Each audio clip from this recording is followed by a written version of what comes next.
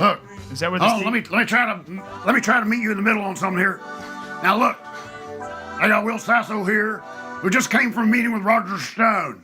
And this is part of the deep state plan. This is a false flag that Victoria actually doesn't exist, and a lot of people. Look. When you look up there, you can see that they have these spy satellites that are looking over all the. NASA consumes most of the helium that's produced in the world. Well, I looked at all this, and I showed it to you. I got tell evidence. the truth. I got evidence that I can show you right now. People look up at the stars and they think that must be infinite. Well, it's not. No. That's what I just found out, because when you look at what the impression that we left on Mars, now we're going to Mars. That's where they set things up.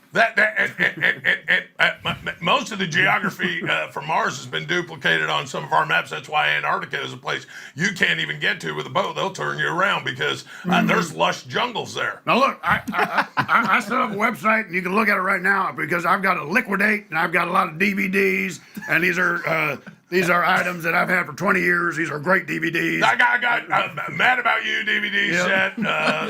I got the entire Monty Python's Flying Circus. Okay, now that's 7 DVDs. And you can get that for $99 right now. And that's going to help pay for our legal bills. We're going to be able to keep the doors open here. And they're never going to take it off because it's not streaming. It's hardware. Yeah, you can't find You it own online. You can't find it on Netflix or all these George Soros-run companies. You can't find them up there. Yeah. So you can get these DVDs right from me. Yeah, you got the Three Stooges DVD directed by the Farrelly brothers with Will Sasso playing Curly. It's a great movie. Yeah. We got Bohemian Grove. We got all my behind-the-scenes footage of Bohemian Grove that I burned on the DVD. I got the player. I got Robert Altman's The Player, and Nashville. And they got a shot at the beginning of the player. It just goes. It just goes and goes. That's what they call a oneer. That's a one shot, and you see that in Jaws. You see that in a lot of movies. A lot of Stanley Kubrick movies. Well, and Stanley Kubrick is who they brought in to basically advise on the government landing, and BlackRock and consortiums such as this, Soros, and the Black Royalty, which 600 years ago was mostly Italians who moved to England, the UK, and they don't even have names. All right, we'll Those be back with more. They don't have names, so that you can't even find them, and that's why Stanley Kubrick, when he messes up, Kubrick. I got the movie. What's her name? The Hanoi Jane Fonda Clute. I've got that on DVD. That's a good one. Barbarella. All right. Time out. We're done. Just ass like corn on the cob. This is what bugs me about these guys. We lock in on a beautiful dual impression. We're like fucking. We're doing like a Grateful Dead jam. Yeah. And then they spoil it by playing the actual guy. I stayed silent for a long time. I stay there hovering over it. He's not a bad guy. Hey, no, he's a good guy.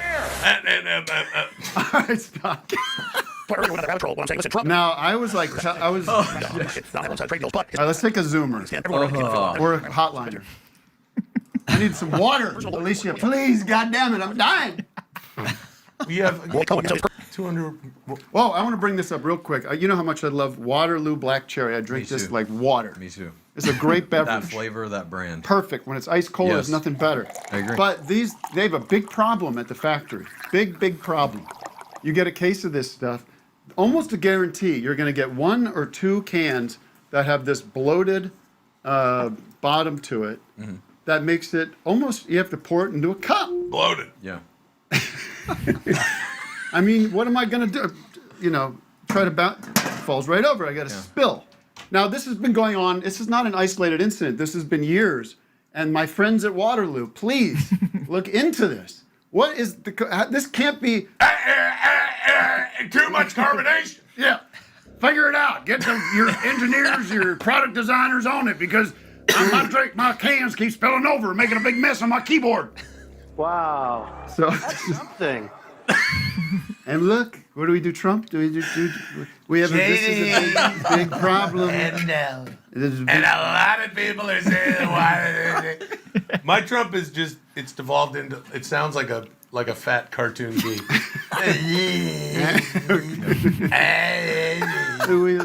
We have to very strongly. We have to. And a lot of people.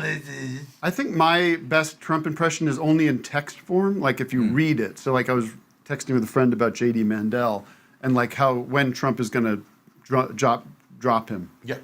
And I just wrote to him, basically the quote from him would be, look, now I won't do this, so I can't do the impression that well, but the text would be, look, we like JD, right? We like him, okay? But he's a little light, isn't he? We like JD. We hope he has a nice life. And then, this is not a smart guy. Nice guy, not smart. We need someone real smart. I thought, well, if they're going to change things up, I guess I better change things up. You can't have something so unfair happen. That's perfect. But I will change things up. I will change things up here so very strongly your head will spin.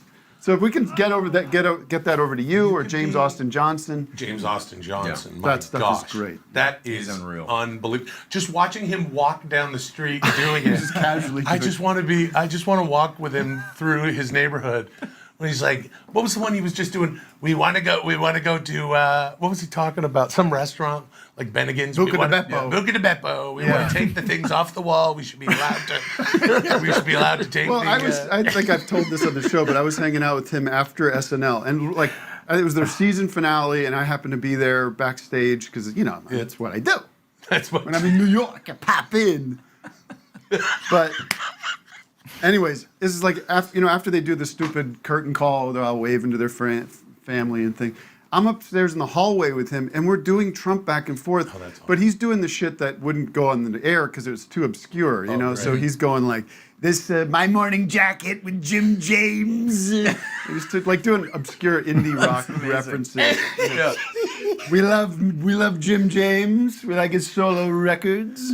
It's one of those things that I could listen to that for hours. days, Just yeah. him talk about, just Anything. read a menu to me Yeah. or whatever. We got, for starters, Scooby-Doo. Scooby-Doo. Scooby-Doo. They call him Scooby-Doo. They call show Scooby-Doo. But Scooby doesn't do anything. Scooby is not involved. Half the time, Scooby's not even involved. He's just a bystander. It's one of the worst deals we've ever had. To call a show Scooby-Doo and then not deliver on Scooby-Doo. This is not a show about a dog sniffing its ass, okay? This is your show where the mystery team are in a van and they walk around and they do, they figure out, mystery. They're solving mystery. And Scooby is not involved in any way, shape, form. Scooby, frankly, gets too much attention, money. We're giving way too much attention to Mr. Scooby, and he's not doing anything. Scooby-Doo, he doesn't do. So we call him Scooby, but he doesn't do. We call him Scooby, but he doesn't do. It's a terrible deal. The show, by the way, if we were talking about who actually was doing anything, solving mystery and helping crime, stopping the bad guys who are really not so bad. If you talk to some of these guys, they just want to remake the world into a better place if it wasn't for these meddlesome kids and their stupid work. Okay? But we're doing a show about mystery team, they're solving the mystery. They should call the show Velma. Why don't they call the show Velma? Velma's the one doing everything. Fred and Daphne, they're just over there porking in the corner. They're not doing anything. They're making out being unhelpful, okay? Fred just drives.